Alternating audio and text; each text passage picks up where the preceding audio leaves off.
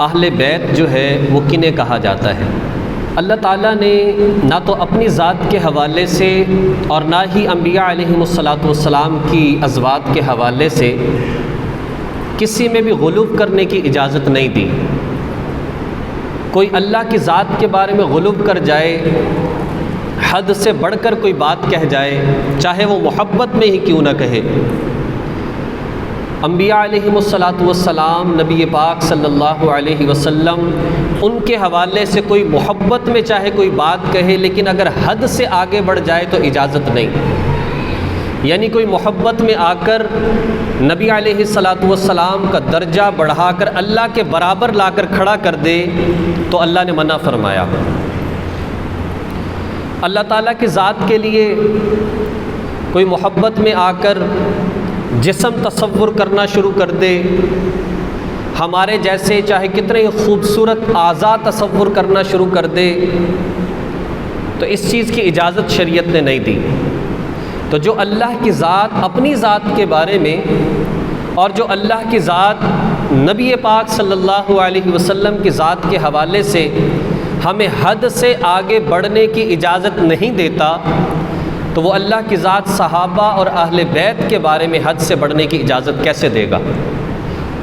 اس کے بارے میں بھی ایک اعتدال دیا کہ صحابی کسے کہتے ہیں، درجہ کیا ہے، ذمہ داری کیا تھی، مقام کیا ہے، اہل بیت کنہیں کہا جاتا ہے، درجہ اور مقام کیا ہے۔ جو اللہ نے قرآن میں بیان کیا، جو نبی پاک صلی اللہ علیہ وسلم نے احادیث میں بیان کیا، وہی برحق ہے، وہی سچ ہے، اسی کو ماننے میں خیر ہے۔ اور اس حوالے سے اپنی معروضات کو پیش کرنا اور اپنی مرضی سے مطلب نکالنا اور اپنی مرضی سے کوئی درجہ قائم کر لینا یا کسی کا درجہ گرا دینا، اس سے ان ہستیوں کو فرق نہیں پہنچے گا، لیکن میرا ایمان ضائع ہوگا۔ اور یہ بات یاد رکھیں، کسی کی عظمت کو بڑھانے کا مطلب ہرگز یہ نہیں ہوتا کہ کسی دوسرے کی عظمت کو گرا دیا جائے، اور کسی کی کمی کو بیان کرنے کا مقصد ہرگز یہ نہیں ہوتا کہ دوسرے کو حد سے زیادہ بڑھا دیا جائے، بلکہ جو جس کا درجہ ہے اسی کو اعتدال کہتے ہیں۔ انزل الناس منازلہم، جو لوگوں کا درجہ ہے ان کو اس پر رکھو۔ اور یہ حضرات تو قرآنی ہستیاں ہیں، یہ حضرات تو احادیث مبارکہ کی ہستیاں ہیں۔ تاریخ کا مطالعہ کرنے سے پہلے قرآن اور حدیث کا مطالعہ ضروری ہے۔ جب اسے دیکھیں تو کوئی اعتراض ہمارے سامنے نہیں آتا۔ اللہ تعالیٰ کی ذات نے اہل بیت کا سلسلہ قیامت تک کے لیے جاری فرما دیا۔ یہ سلسلہ قیامت تک کے لیے جاری ہے، اس لیے کہ اہل بیت کہتے کسے ہیں؟ نبی علیہ السلام کی جو اولاد ہے انہیں اہل بیت کہتے۔ حضرت فاطمہ رضی اللہ تعالیٰ عنہ کی اولاد، ان کو اہل بیت کہا جاتا ہے۔ پھر ان کی اولادوں کی اولادوں کی اولاد، اور یہ سلسلہ قیامت تک چلتا رہے گا، انہیں اہل بیت کہتے ہیں۔ تو اہل بیت لا محدود ہے، اہل بیت کا سلسلہ ختم نہیں ہے۔ اہل بیت چند لوگوں پر منحصر نہیں ہے۔ یہ کہنا کہ چند ایک اہل بیت ہیں، چند شخصیات اہل بیت ہیں، اس کے علاوہ کوئی اہل بیت نہیں، یہ انصاف نہیں ہے۔ اگر یہ غلط بات ہو تو آپ کے سامنے کہ اہل بیت کسے کہتے ہیں، مصداق کو اگر دیکھا جائے تو ایک معنی اس کا نبی علیہ السلام کی اولاد، تو حضور علیہ السلام کی اولاد حضرت فاطمہ الزہرا رضی اللہ تعالیٰ عنہ سے تو چلی، یہ الگ معاملہ ہے کہ ہم اولاد مانتے ہیں جو بیٹے کی طرف سے چلتی ہے، لیکن حضور علیہ السلام کی اولاد اور اہل بیت خاص طور پر مانا جاتا ہے جو حضرت فاطمہ رضی اللہ تعالیٰ عنہ سے اولاد چلی، انہیں کہا جاتا ہے۔ اور ان کی اولادیں آج بھی الحمدللہ موجود ہیں، حسنی حسینی آج بھی دنیا کے اندر موجود ہیں۔ حضرت علی رضی اللہ تعالیٰ عنہ کی اولاد، یہ سلسلہ آج تک کیا قیامت تک چلتا رہے گا۔ تو اہل بیت کا سلسلہ تو چل رہا ہے۔ اور اگر قرآن پاک کے حوالے سے اس بات کو دیکھا جائے تو نبی پاک صلی اللہ علیہ وسلم کے پھر صرف اولاد نہیں، بلکہ حضور علیہ السلام کے 3 بیٹے، حضور علیہ السلام کی 4 بیٹیاں آپ علیہ الصلاۃ والسلام کے داماد، حضور علیہ الصلاۃ والسلام کے نواسے، اولادوں کی اولاد، وہ سارے کے سارے اہل بیت کہلاتے ہیں۔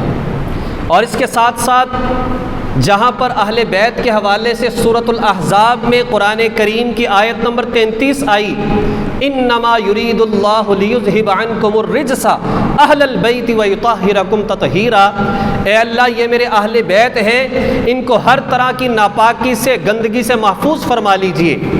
اس آیت نمبر 33 22ویں پارے کے پہلے صفحے پر سورۃ الاحزاب کی آیت نمبر 33، اس سے پہلے بھی دیکھ لیں اور اس کے بعد بھی دیکھ لیں، نبی علیہ الصلاۃ والسلام کی بیویوں کا ذکر چل رہا ہے، اور درمیان میں آیا کہ یا اللہ یہ میرے اہل بیت، یہ ازواج مطہرات، یا اللہ ان کو ہر طرح کی ناپاکی سے، گندگی سے، چاہے ایمان کی ہو، جسمانی طور پر ہو، ہر چیز سے محفوظ فرمانا۔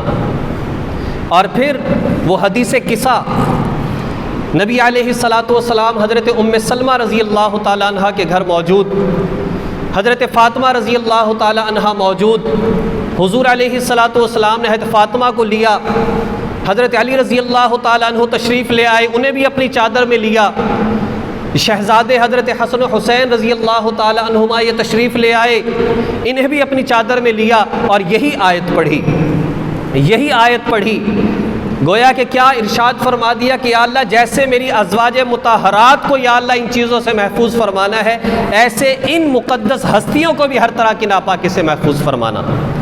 تو گویا کہ قرآن کو دیکھتے ہیں تو ازواج مطہرات اہل بیت بنتی ہیں، احادیث کو دیکھتے ہیں تو حضرت علی رضی اللہ تعالیٰ عنہ، حضرت حسن، حضرت حسین، ان کی والدہ حضرت فاطمہ رضی اللہ تعالیٰ عنہ، یہ اہل بیت بنتی ہیں۔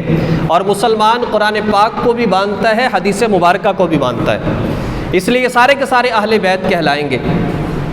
اور دیکھیں اہل بیت کا لفظ بھی یہی تقاضا کرتا ہے۔ بیت کسے کہتے ہیں؟ بات یبیت بیتن، جو کسی کے ساتھ رات گزارتا ہے اس کو اس کا اہل بیت کہا جاتا ہے۔ قرآن پاک میں اہل بیت کے حوالے سے 2-3 جگہوں پر یہ الفاظ آئے ہیں، اور ہر جگہ پر نبی کی بیوی کو اہل بیت کہا ہے۔ نوح علیہ السلام کا معاملہ دیکھ لیں، ابراہیم علیہ السلام کا معاملہ دیکھ لیں، وہاں پر بیوی کو اہل بیت کہا جا رہا ہے۔ اور یہاں پر بھی اگر اس معنی کو دیکھیں تو سب سے زیادہ جو شوہر کے ساتھ زندگی گزارتی ہے وہ تو بیوی گزارتی ہے، اور بات یبیتو رات گزارنا، اس میں سب سے زیادہ اطلاق ہوتا ہے تو بیوی کا ہوتا ہے۔ تو اس لیے ہمیں اس میں افراط و تفرید کا شکار نہیں ہونا چاہیے۔ نبی علیہ الصلاۃ والسلام کی تمام ازواج مطہرات اور اسی طریقے سے حضور علیہ الصلاۃ والسلام کی تمام آل اولاد، یہ سب کے سب اہل بیت میں شامل ہیں، ان سب کو اہل بیت کہا جاتا ہے، اس لیے کہ جتنا دائرہ وسیع ہوگا اتنا ہی ہمارے لیے سمجھنا اور اس کے مطابق زندگی کو پڑھ کر عمل کرنا آسان ہوگا۔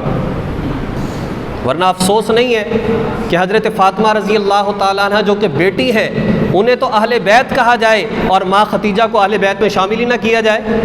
افسوس نہیں ہے اس بات پر، صرف وجہ کیا ہے؟ ہماری لا علمی، ہمارا قرآن و حدیث کا مطالعہ نہ کرنا۔